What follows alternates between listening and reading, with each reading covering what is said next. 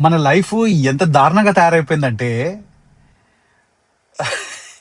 అన్ని రకాల స్కామ్స్, రకరకాల స్కామ్స్, రోజు రోజు వింటున్న కొద్దీ కొత్త కొత్త స్కామ్స్, కొత్త కొత్త స్కామ్స్ వస్తూనే ఉన్నాయి దేవుడా.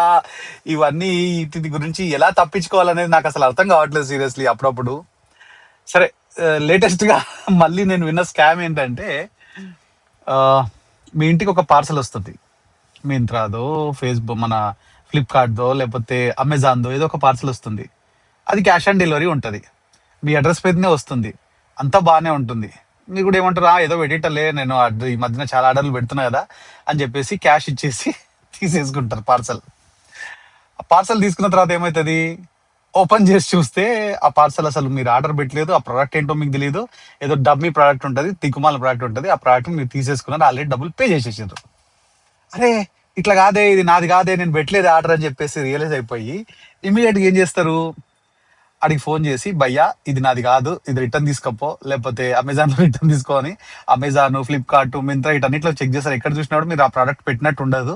కాబట్టి ఎవడైతే డెలివరీ ఇచ్చిపోయిండో ఆడికే ఫోన్ చేసి, లేదా దాని మీద కస్టమర్ కేర్ నెంబర్ ఉంటుంది, దానికి ఫోన్ చేసి, ఇది ఆర్డర్ నాది కాదు, నేను పెట్టలేదు ఆర్డర్, అది రాంగ్ డెలివరీ అయింది అని చెప్పేసి మాట్లాడతాను.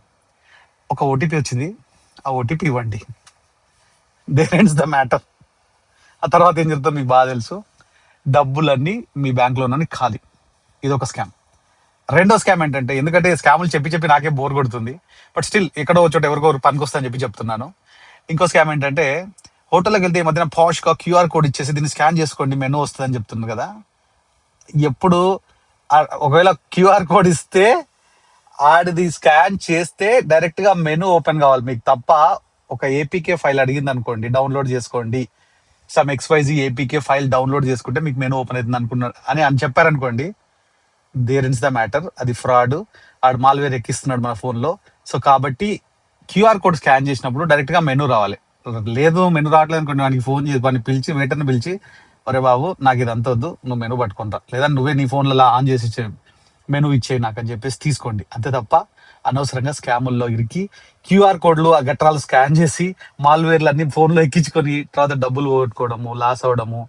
అండ్ సైబర్ క్రైమ్ అనేది విశృంఖలంగా విశృంఖలంగా యూనో విస్తరిస్తూ ఉంది. కాబట్టి మనకు తోచిన జాగ్రత్తలు తెలిసినవి అందరు చెప్తూనే ఉన్నారు, అన్ని చోట్ల ఎక్కడో చోట వింటూనే ఉన్నాం. బట్ స్టిల్ మళ్ళీ మళ్ళీ మళ్ళీ చెప్తూ ఉంటే ఎక్కడో చోట వెలుగుతుంది ఎవరికో ఎవరికైనా ఒక చిన్న థాట్. కాబట్టి జాగ్రత్తగా ఉండండి. Thank you.